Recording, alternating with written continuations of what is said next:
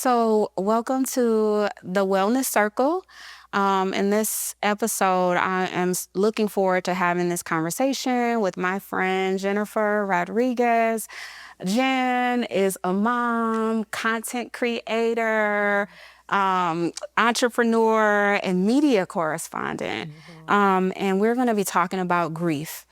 Grief and loss. And so I just want to name that this episode, it can be hard. Take care of yourself if you have experienced grief and loss. But we really want to come together because it's a subject I feel that a lot of people need support with and is not talked about that often. So come on, get comfortable, get a candle, whatever you need to take care of yourself. And I'm looking forward to connecting with you around a really important topic. First of all, thank you so much for being here with me. Of course. Thank you for having me. I really appreciate it. Yeah. And I was thinking about the two of us. We met quite a long time ago. Was it like... I don't even want to count the years. I don't man, it had to have been like 2004, 2005. So y'all do the math. Yeah, right. 2004, 2005. And I know a lot of life has happened since then. Yes. But I wanted to talk about one of the reasons I wanted to get together with you is because I know you lost a parent, I've lost a parent. And I wanted to talk a little bit about that. So I wanted to ask you just about if you could tell me, tell us a little bit about your dad and, just him so far. Like, oh my goodness. Hear about your dad. Do we have time for all the things about Tom Little? No. Yeah. So my dad was, it still is, just a very special guy, a special presence for me. He was a husband, a father, a brother, a Q, all that stuff. We all know about that. And also a minister, a preacher of the gospel, definitely in his own way, his own version of an influencer, somebody who influenced a lot of people, just loved people where they were, loved them through things, went through the hard things. He's also someone who went through, had his own redemption story. Someone who, dealt with substance abuse and losing his family, losing everything, and was able to, through the help of God and other ministers and mentors, able to recoup and reconcile with the family and redeem his family back. So he has such a powerful story that he was very comfortable sharing with people and was able to help other people navigate through those struggles. So he was just a powerful person, but just so kind and so sweet. You knew my dad, just funny, goofy guy, all the dad jokes, but he was just, he was awesome. And our relationship was very, very special. Yeah. As I was listening to you, I heard you transition between these words from is and was. Yes. And I think that's a very real thing. Like the loss is here, like their presence, my mom's presence is here as she is. And that interchanging that, I just want to normalize that. And I did meet your dad. Your dad, incredible, really, really incredible, and helped a lot of people, including my husband, behind the scenes. Very supportive, very encouraging. So just want to honor him. And honor what you shared so far and his legacy.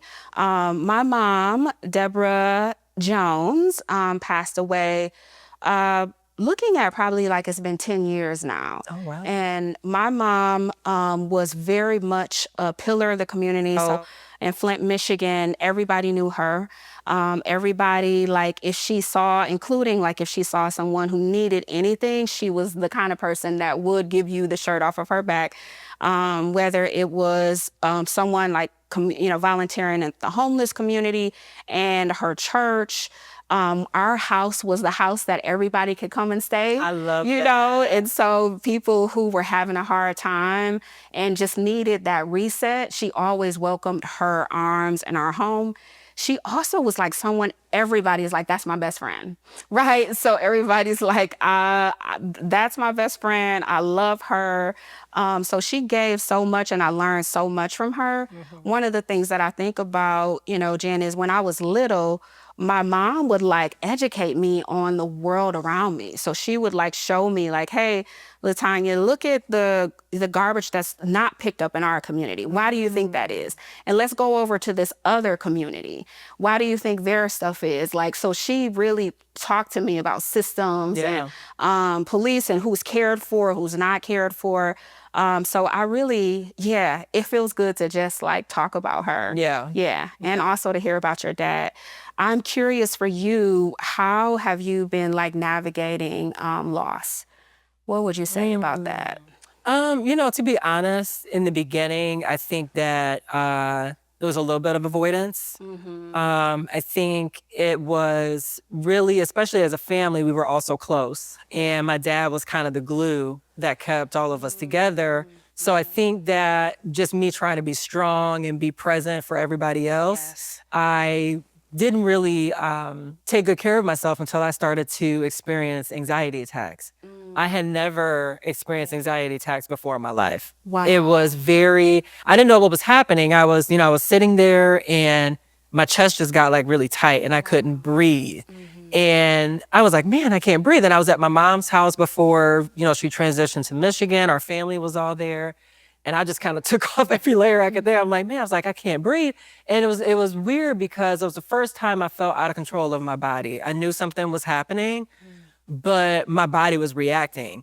And that's when I realized that this journey was not going to be an easy one. And I wouldn't be able to control every aspect of it the way that I thought I could. I was never really taught about how to handle grief at this level. Right. His death was not expected, so I wasn't prepared necessarily for it. But I think that since then, I've just learned to really be aware of myself. My daughter needs me. My family needs me. I need myself. And it's really taught me to pay more attention to my body and my mental health. Yeah. Therapy was very, very important. So after that, I just dove right into therapy. And I found someone that had a good spiritual like grounding, but it was important for me to also deal with someone who understood like psychological things and had trauma experience, because I didn't want to brush away things and just slap the Bible on top of things. Yeah. I really wanted to understand, like, is this normal? And be able to feel like I could be like totally transparent Right. about this is what I'm feeling. I'm mad, I'm angry, even with how maybe family or friends have dealt with this situation in terms of being able to navigate through that and see things from a different perspective. So I would say that the most important part I learned about this journey was not to go through it alone Yeah. and to understand that it is a process. And that you can't rush get into the other side. You have to allow yourself to deal with it because it is a major loss. And it's okay to acknowledge that, Yeah. but to still be hopeful for the future. Yeah.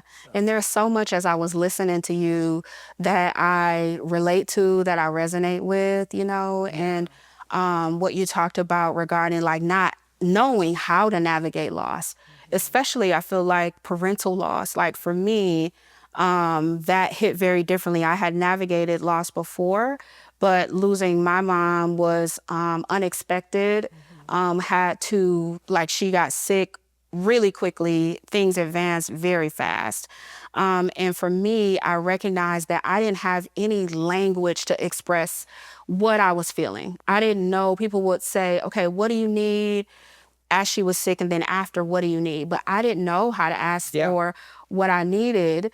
I didn't know what I needed. And me and my mom were best friends. I talk about like soulmates, like just a very spiritual, very close relationship. So the person that I needed to tell me what I need was her. Mom, yeah. It's like, no, like I need my mom right now, right? So, and then for me in the beginning, I isolated myself. I didn't do it intentionally, but I really was closed down and really kind of like doing it on my own. And I think one of the reasons why is because I did encounter people who did what's kind of like, we have this term that's out there now, like spiritual bypassing, which is, well, she's in a better place, right? Like, we don't mourn as the world does, right? Like you have faith. And so I was like, okay, but I'm experiencing this profound sadness. I'm having trouble sleeping, right? Like, yes, I'm aware of that. So I think that's probably what closed me off a bit, is like not feeling like I could have someone to actually just be with me.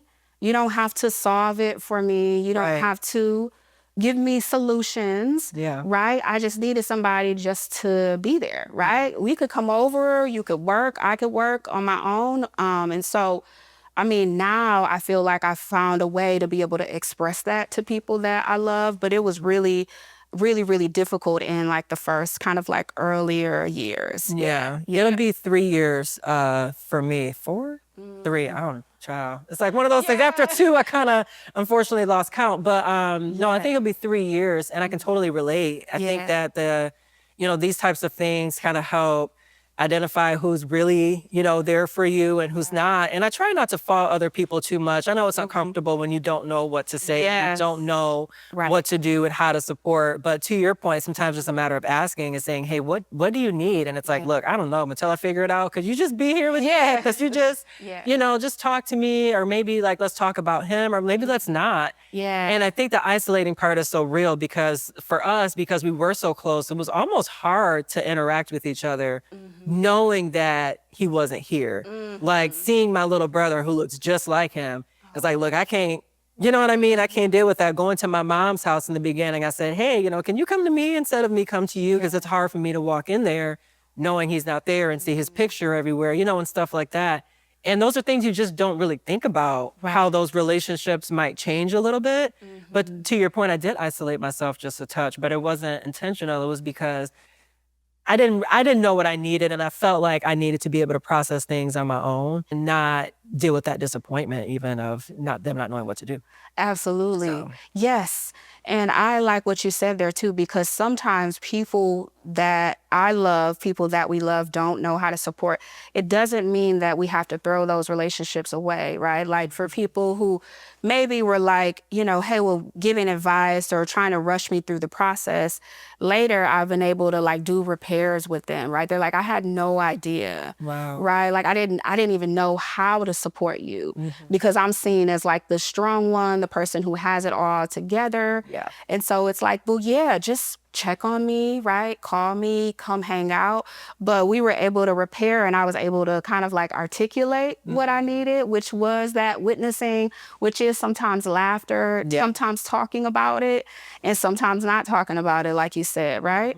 And I think for me, one of the things I think about is we're not supposed to grieve alone. Yeah. Right? Like I believe it can be a communal thing. I think we used to be able to do that where we could you imagine we go, and if we're going to church, someone hears about a loss, what if we could have a song of mourning together as a congregation and be hugged and be loved on, right? Absolutely. In addition to, I know that like, hey, we're praising, we're sending them off. Yes.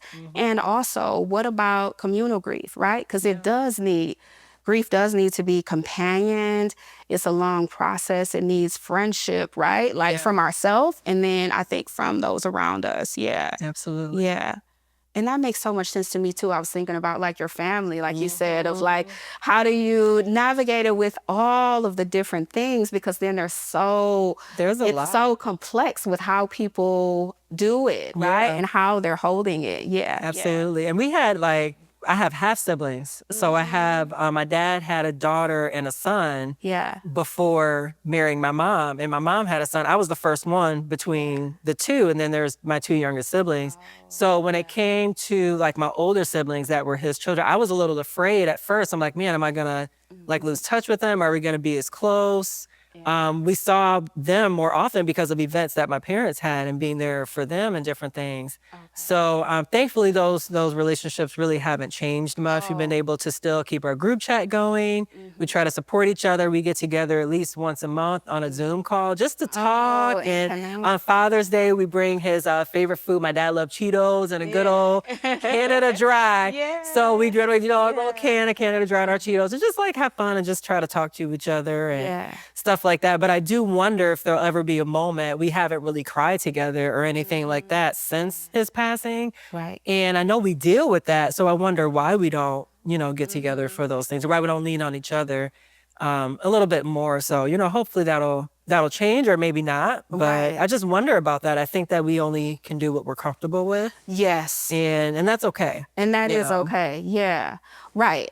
Because it's like, yeah, for some people, I thought like with me and my brother, I'm like, oh, we about to like just cry together and just like come together, ride this out. But it was a very different process. And I think the expectations is what I had to let go of. Yeah. Of like what is going to look like, how people are going to show up, what this will mean, right? About bringing people together. Because the reality is for me, I lost relationships because I didn't really know. I knew, but I didn't know my mom was the connector. So people came around because of her. Yeah. Like she would bring them, whether it was on the highway, always reminding people about birthdays and special moments, right? And so it's like, whoa, what happened to like this support and all of the stuff around it, which I was not prepared for. Yeah, like not in any way. And I think we live in a culture like right now we get, what is it, 3 days, I think, for bereavement. Exactly.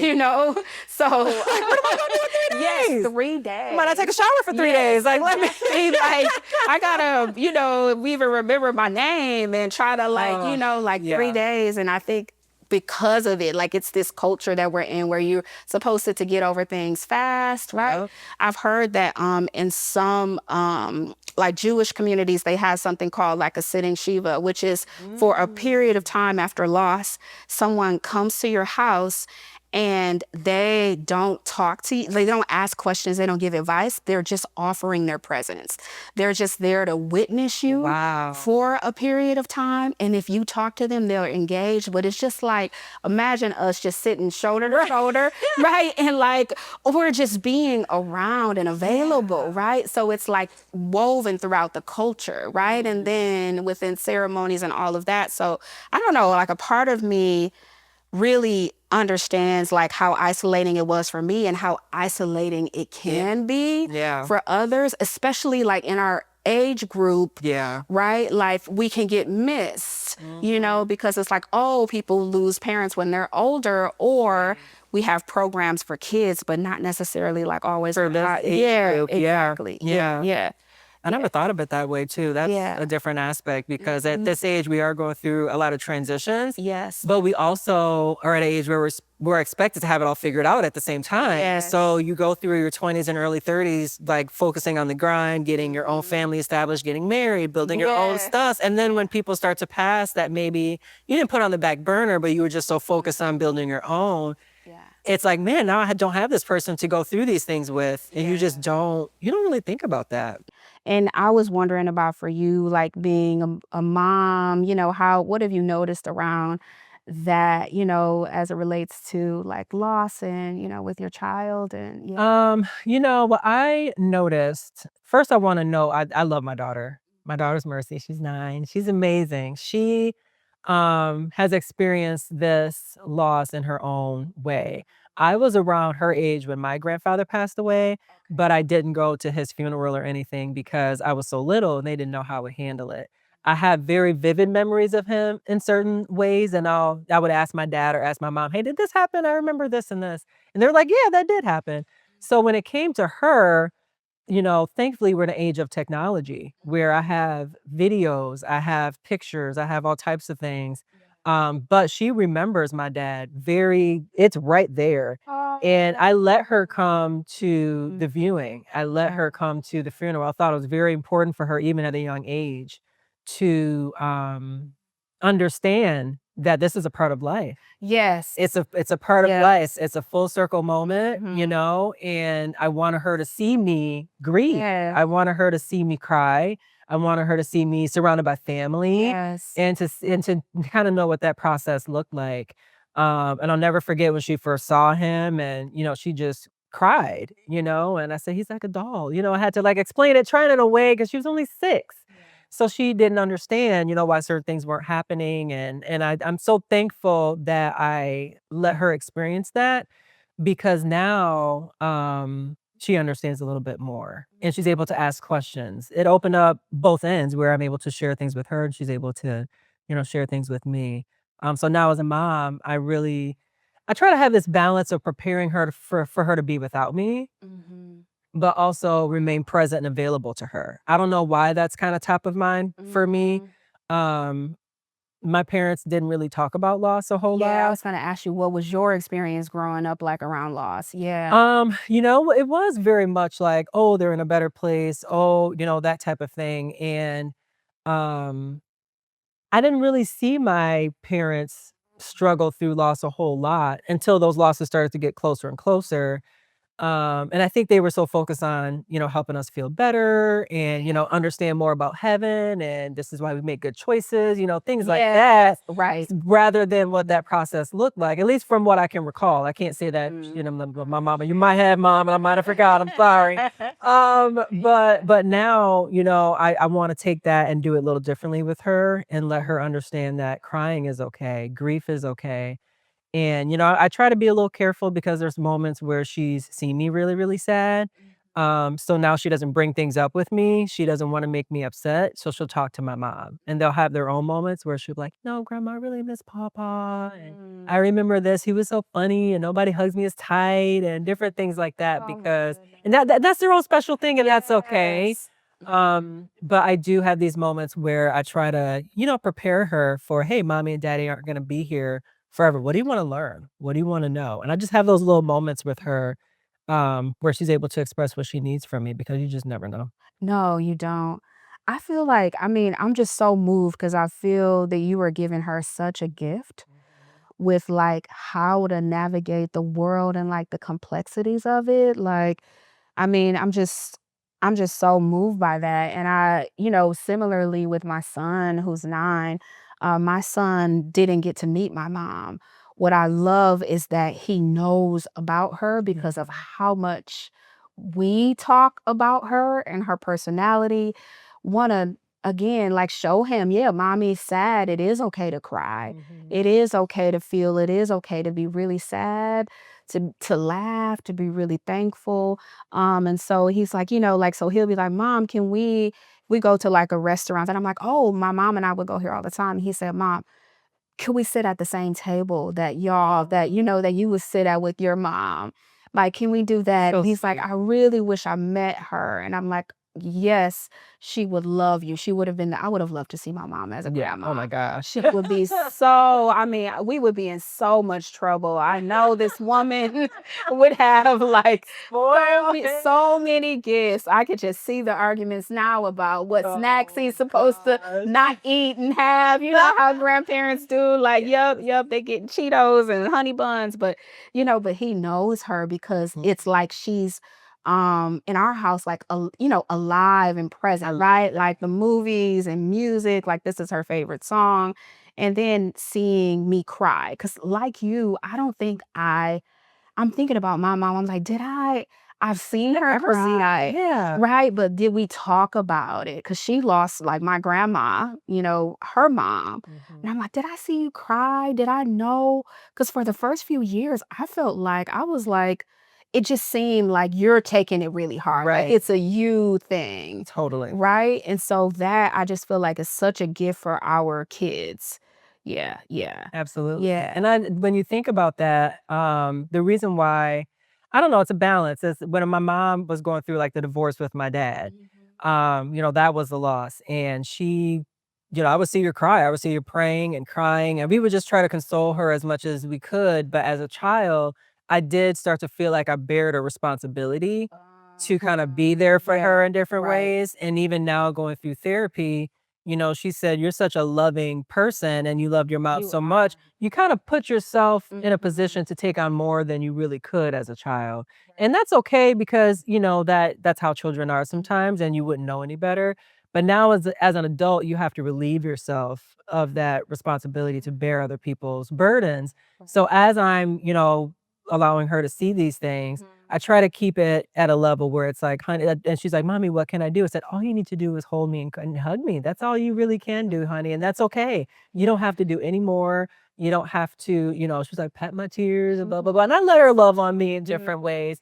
But I try to make sure she knows, like, this is just a part of life. It's okay to cry, but you don't have to bear that pain. You know what I mean? Absolutely. And you're being intentional about it. I'm trying. Yeah. I'm trying. I'm not perfect. I'm trying to button my teeth, all that stuff. I feel like we all are trying. Yeah. Right. And in that try, it's like it's enough because if we need to repair as our kids grow up, right? Like I'm gonna be available if my son says, "Hey, mom, this thing you really did, I didn't like it. It didn't vibe with me," right? Like I'm gonna be able to say, "I'm sorry." Right. This is what I knew at that time, but I really feel what you're saying of like it's a balance. Like how do we show our kids that it's okay to have emotions and then also being intentional because I feel like my son, like your daughter, they seem to be pretty observant, Yeah. like emotionally intelligent. I know for me when I was little, like you don't play about my mama. I felt like that was like my person I was supposed to take care of. Yeah. Right. Like, and so yeah, making sure that he knows like, yep, no, I'm okay. Sometimes you'll see me crying because I love her, right? Like sometimes the grief is big because the love is big, right? Yeah. And the two match and mommy's okay, right? And I'm okay and I'm here. So I really feel that of like how do we have that conversation that's different while also like helping our observant, emotional, creative children. Yeah, yeah. What about for you as you navigate like just like growing your business as an entrepreneur, Yeah. as a content creator and all the things that you do, how do you care for yourself in general right now in life? Ooh, I'm working on that. Balance is key. Yeah. I'm also on top of all that, I'm a retail manager. So I work full time at a retail beauty retailer and I'm the store manager. So I bear a lot of responsibility there. But I think that balance is absolutely key. I think that what I try to do is when I'm feeling good and I have really strong days, I maximize those days. So I'll do something called batch content where I'll say, okay, I'm going to do a nice get ready with me, but I'll film myself in the process so I can create other sizable content that I can put out later. So I try to maximize those days and make those days as productive as possible because I don't know what tomorrow might look like.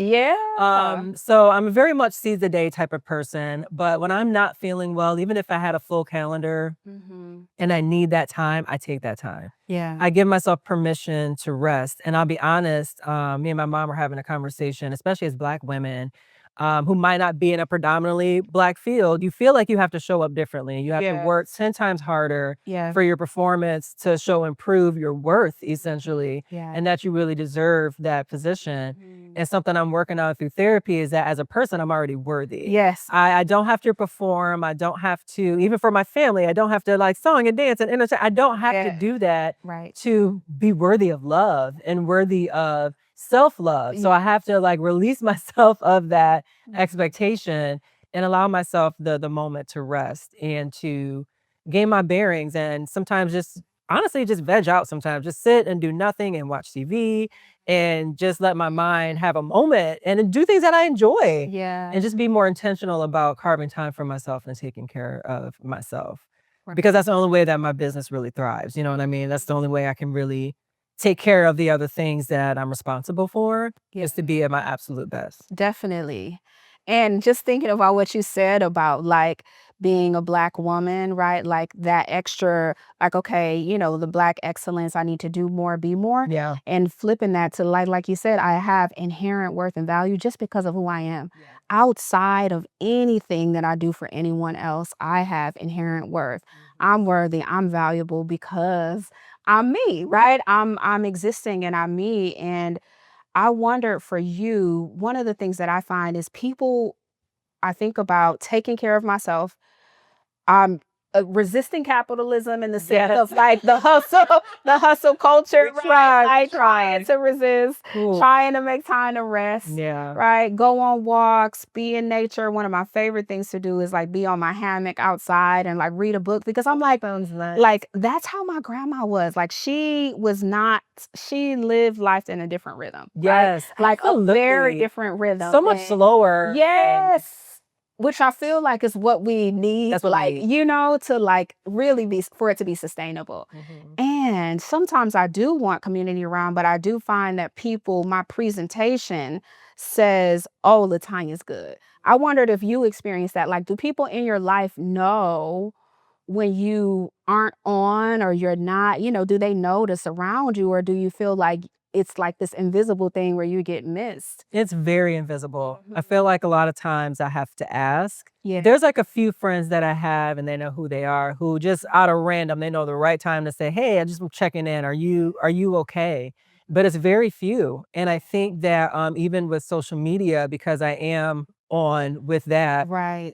you have to show up very consistently in order to be to stay ahead and to stay engaged with your audience and to continue to maybe get those brand deals or what have you. And you have to deliver a whole lot. Well, And it's a lot to deal with. And there's times where honestly, where I just want to cut everything. I want to delete my Facebook, delete my TikTok, Instagram, just shut it all down and just be present in the moment and just enjoy and cultivate my own life. That isn't about delivering, especially in the beauty space. You're kind of expected to look a certain way and be together, at least show yourself getting there. You better get there quickly. Maybe Right. we want to At least want to see the process. evolution. Give me an after with that before. And that's just how this maybe the space that I introduced myself in. And I'm looking for ways to have more transparent moments and not have those so on moments. And my audiences, I think, they want that, nowadays. And that's different for me. So I have to be comfortable. I have to be comfortable with that. But I think for me, that'll even be helpful. And that's why I'm really glad to be here today and talk about something that's not so pretty and not so perfect, because grief is shareable. It's something that needs to be talked about and we need to blow the lid off of it. And even if you don't know how to go through it, it's okay to not know how. Yeah. So It is. Yeah. To drop whatever. It's not even like, for me, it's not a mask I put on. It's there. Right. And I know it's part of like how I grew up. I know it's part of the wisdom that I feel like my ancestors learned about what it takes to exist and live here, right? Is that, hey, it didn't always used to be safe to cry, to feel, right? So there was a time, and there are times when that's useful. And are there also times when we can rest and let that go, right? And I can look in your eyes, like I feel like we're disrupting that already today, right? With just having a conversation, and I can look and just like, okay, how is Jen today, right? Like, how is Latanya today? And can we find moments with people or alone where we can really, really check in, right. you know? As we kind of like get ready, I just wonder for you, is there anything that you want to say, or any like words or conversations you would want to have with people who are experiencing loss? Um, I would say if there's anything to start that conversation is just to know that there's really no right or wrong. There's no right or wrong way. I think that there's tools out there to kind of help when you need them and to lean on them. Like I said before, I think that it really isn't a journey to take alone. There are moments where it's okay to be alone and take that time and that space for yourself. You're learning about yourself in a different way, especially when you're navigating the loss of a parent, somebody who was that soft place to land and was that cornerstone for you. So there are moments where I think it's okay to be by yourself, to really understand and reflect and just to do things that you enjoy and pour into yourself. But overall, I think that with grief, it's one of those journeys where two things really can be true at the same time. I can know that my dad is no longer here presently, but he's ever present, with his love and the things he taught me. I feel like I haven't lost him at all in this weird way.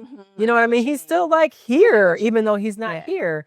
So that can be true. It can be true that I want to share his memory and talk about him all day. Then there's days where I'm like, that I'd rather not. And that's okay as well. So I think that it's okay to understand how complex it is. But just to know that there are resources, there are people that are there to help.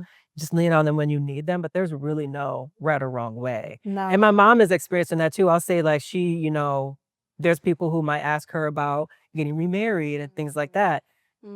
She's like, no, like that is not for, I dealt with my marriage. I had two with the same guy. So I don't need a third. And she might, feel differently at some other point.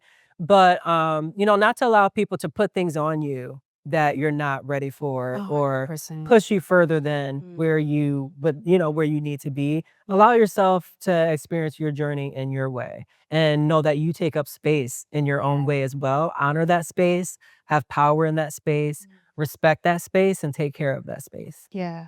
I love that so much. I think about too, like, one, encouraging people, if you haven't found community, see if you have space and capacity to build community. I had to find community with people who had the emotional capacity to just be present That's with important. me and to witness. Not everyone is there, and that's okay. Mhm. But finding at least a few people that could do that. And sometimes it's a grief group, which I did. I did a grief group they have grief groups for Black women. They have grief groups for our age, right? So, and then also finding friendships. I had to talk to my husband about how to support me, right? Because he wanted to make it all better. He wanted to fix, right? He wanted to he's like, well, what? Like he felt helpless. Like, I love you. I see you're in pain. Wow. And I so have to ask, was that hard for you to almost teach him how to do the was there an expectation that you had of him to be able to fix it? Or how did you navigate through that? yeah, I think it was just he was right there with me in everything. So he got to see the days where I was just feeling disappointed, and Mhm. because I did have some expectation of him that I couldn't name, right? Of like, Mm. hey, if you see me crying, it's like everything should stop, right? And Right. come hug Right, me, right. right? From his perspective, it's like I don't want to make you more upset, right? So I saw you, I did, and I thought you needed a moment alone. I'm like, no, I actually needed you to like come closer. Right. So that is like kind of some of the things of like, yes, when and if you see me crying, I want you to come closer. I do want to talk about this. This is part of how I keep her alive. I mean, my mom, when I went to college, gave me her only working car. Like, she wanted me to be able to like have my shot. That kind of loss is not something that's going to be really easy to navigate. So a lot of conversations with him, therapy together about loss, how to navigate it. He's also experienced loss, because sometimes I think when you go through it, you get a little bit more information, even if you do grieve differently. But that was hard for us to navigate. And then this sadness, because I consider myself a pretty peaceful, content person, Mhm. and I still am. But there was just this sadness that was just very new as I was changing. So thanks for asking about that. And I think that my hope is that people can find community and know they don't have to be alone in it. Like you said, permission for it to look however it looks. Mhm. If you're doing good and you are joyful, that's great. If Right. you're having a hard time, that's okay. If you're angry, if you're upset, that's okay. I found for me to know that I have a God who cares about my grief and who is there during the hard times, who's not asking me to present Yeah. and to be like, oh, well, let me go to, like, it's like, no, he cares. Like, I have companionship from God in that. So I think that's a thing. And then I hope I hope that folks know that they are not alone, although it's a very lonely process. Yeah. My hope is that in us talking and people listening, that they know that they're not alone in it. I know it can be very lonely. So I care about you. I'm thinking of you regarding loss. And so I just want people to be seen Yeah. in whatever ways they want to be seen, you know? Absolutely. Yeah, yeah, Absolutely. yeah. I love that. Yeah. Thank you so much for You're coming, welcome. and I mean, talking about this. It just means so much to see you and to Oh, hear about all of that. And definitely, like, for people who are listening, to be able to find community resources. We have the capacity to do this, I feel like, to really show up and be there for each other. We just have to like relearn and rewire what that looks like. But I think we can make it happen. absolutely. Yes, I think we can make it happen. Most definitely Yes, can make it yes, happen. yes. So thank you.